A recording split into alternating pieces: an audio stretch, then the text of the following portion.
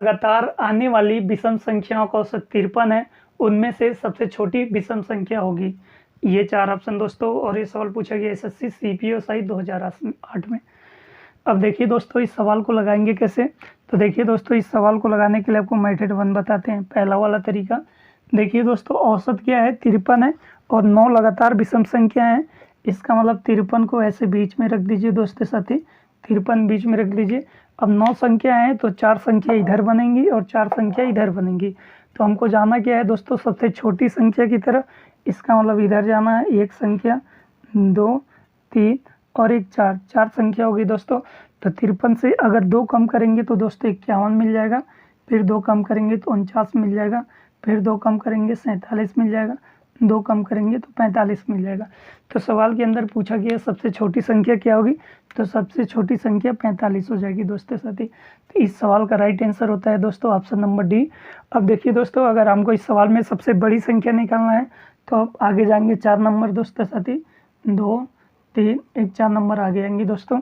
अब देखिए दोस्तों, 53 में 2 ऐड कर देंगे तो 55 हो जाएगा, फिर 57, फिर 59 और फिर 61।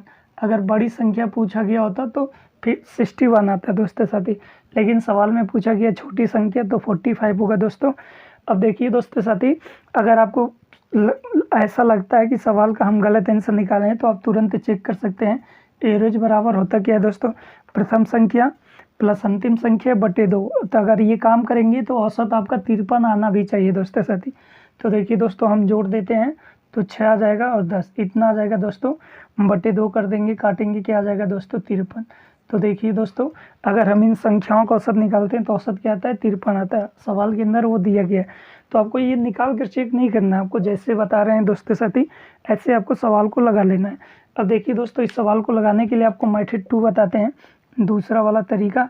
अगर आपको औसत पे विषम संख्याओं पे आधारित प्रश्न मिल जाए और सवाल के अंदर दोस्तों साथी अगर औसत दे रखा है तो आप सवाल को मेथड 2 से ही लगाएंगे।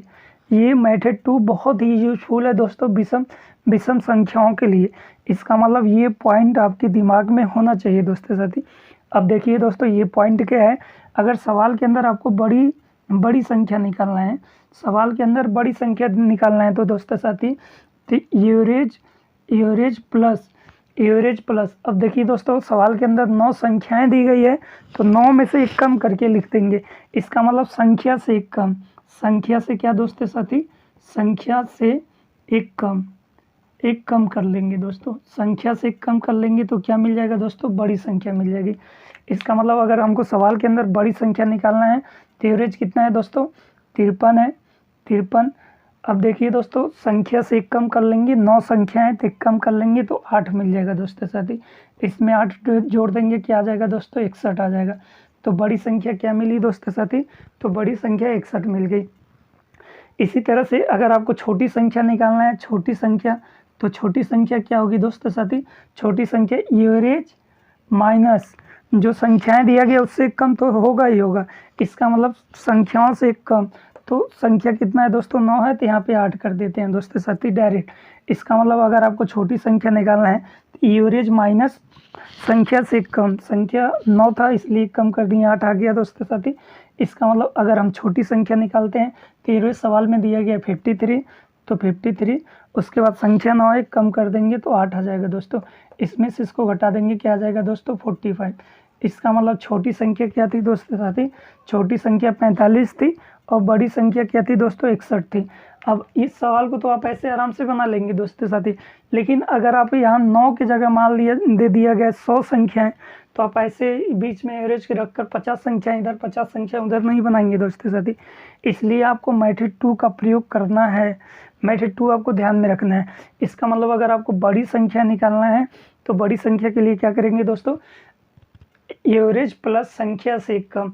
इसका मतलब संख्या जितना दिया गया उससे 1 कम करके बड़ी संख्या निकालना है तो यहाँ पे प्लस सिंबल का यूज कर लेंगे, अगर छोटी संख्या निकालना है तो यहाँ पे माइनस सिंबल का यूज कर लेंगे दोस्तों। उम्मीद करते हैं दोस्तों आप मेथड 2 को ध्यान में रखेंगे। क्यों ध्यान में, आपको ध्यान में रखना पड़ेगा दोस्तों साथी, क्यों ध्यान में रखना पड़ेगा, अगर मान लीजिए दोस्तों यहाँ पे 9 दिया गया है संख्या तो यहाँ पे 99 संख्याएं दे दें तो आप बीच में एवरेज को रखकर 99 संख्या थोड़ी ना बनाएंगे। ऐसा काम करेंगे तो बहुत ज़्यादा टाइम लग जाएगा और सवाल अब गलत भी कर जाएंगे दोस्तों, सही आंसर नहीं पाएंगे। इसलिए आपको ऐसे मेथड 2 से सवाल को लगाना है। मेथड 1 भी बहुत अच्छा तरीका है दोस्तों साथी, लेकिन ये छोटे नंबरों के लिए 5, 6, 8 ऐसे नंबर दिए गए तब।